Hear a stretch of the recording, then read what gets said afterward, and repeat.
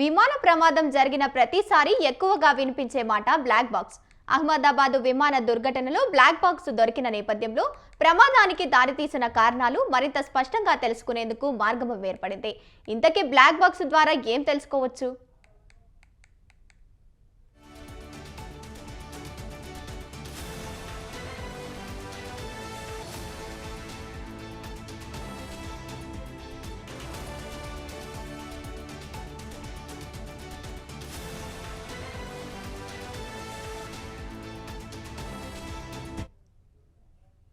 Black box ను flight record అని కూడా పిలుస్తారు. ఇది విమాన ప్రయాణాన్ని గురించి సమాచారాన్ని నిక్షిప్తం చేసే కీలక పరికరం. పేరుకు బ్లాక్ బాక్స్ అయినా ఈ పరికరం నల్లగాను ఉండదు, బాక్సు ఆకారంలోనూ ఉండదు. విమానాల్లో బ్లాక్ బాక్స్ ఏర్పాటు చేయడం 1930లలో ప్రారంభమైంది. సెన్సార్ల సహాయంతో ఫోటోగ్రాఫిక్ ఫిల్ములపై 10 నిమిషాలను సంబంధించిన సమాచారాన్ని నమోదు చేసే ఈ పరికరాన్ని ఫ్రెంచి వైమానిక ఇంజనీర్లు ఫ్రాన్సువా హుసేనో మొదటిసారిగా రూపొందించారు.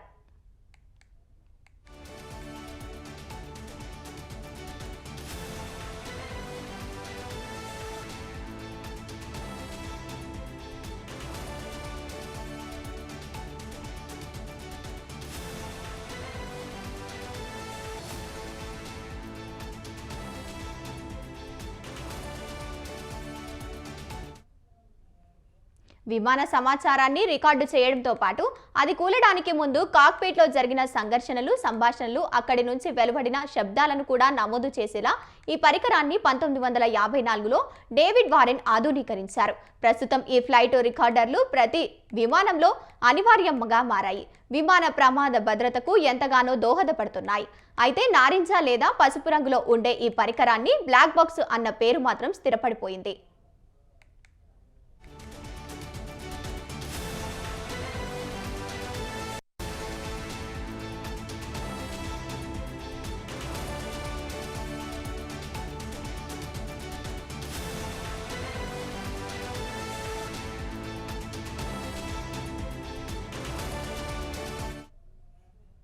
బ్లాక్ బాక్స్ లో 2 భాగాలుంటాయి.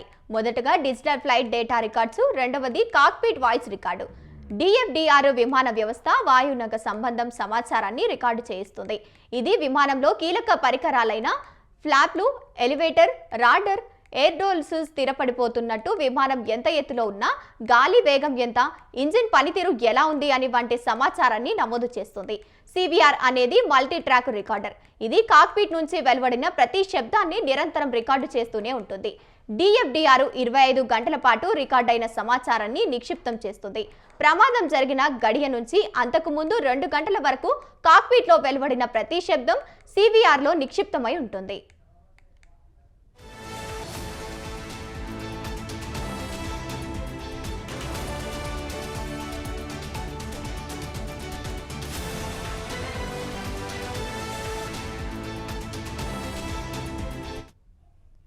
బ్లాక్ బాక్స్ నల్లగా ఉంటుందన్న భావన సర్వత్రా ఉంది.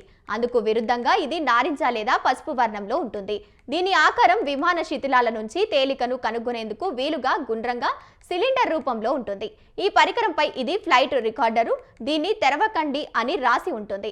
విమాన సముద్రంలో పడిపోయిన సందర్భాల్లో బ్లాక్ బాక్స్ నుంచి నిరంతరం శబ్ద తరంగాలు వెలువడుతూ దర్యాప్తు అధికారులు ఇది ఎక్కడ ఉందో కనుగొనేందుకు వీలు కల్పిస్తుంది. విమాన భూతంపై కల్పిస్తున్న దట్టమైన నారింజ రంగు కారణంగా దీన్ని తేలికగా కనుగొనవచ్చు.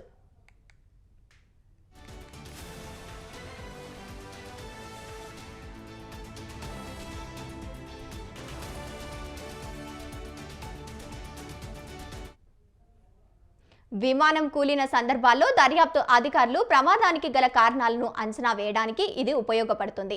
ప్రమాదానికి ముందు విమానంలో ప్రతి సెకను ఏం జరిగిందనే సమాచారాన్ని ఇది రికార్డు చేస్తుంది.